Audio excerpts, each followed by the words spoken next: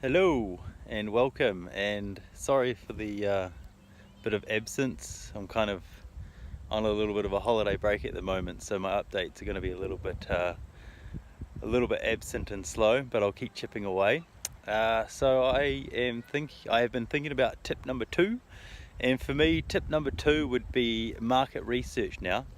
So what I'd be doing is I'd be having a look at what bouncy castles or jumping castles or bounce houses, whatever you call them, you'd be getting. So the way that I would do this is I would be having a good look at your local market, trying to figure out what's already working for someone else, because hey, we're not inventing the wheel here. So don't ever feel bad for sort of copying someone else's good idea, because at the end of the day, it's probably already been done for you. So you could speak to maybe other business owners near your area, or you could have a look, in your own town or city, if there's a few places already doing it, you'd be able to get, some good ideas off them.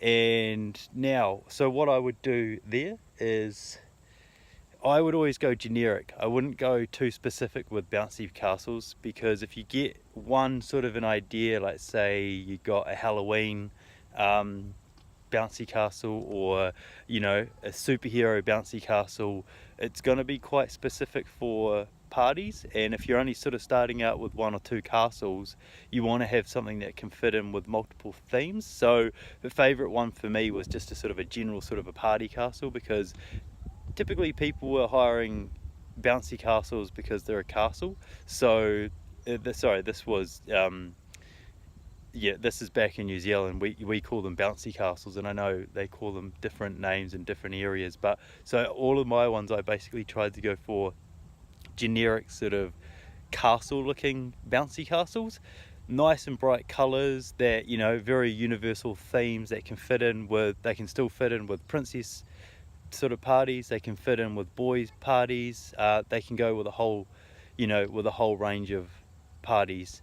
So yeah, that would be probably the biggest one for me. And then if you're going for a bit bigger sort of a range, you could start looking at, you'd want to be looking at different sizes, whether you want to do some that can cater for adults and teenagers as well. You could get, they definitely don't go as well. I found they didn't go out as much as what they did for kids, so I stuck mainly with the kids stuff. But I definitely had a bit of a range for teenagers and adults, because people still want them, and they're good sort of money spinners.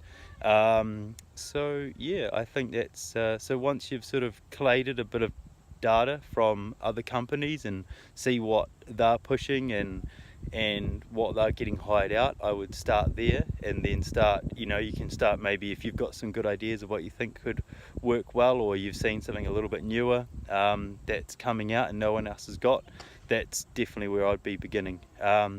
So yeah, shoot me some questions if you've got any questions. The next little video tip that I'll be working on soon is how to start pricing what you're going to hire them out for, and I've got some good little tips to do that too. Alright, see you next time.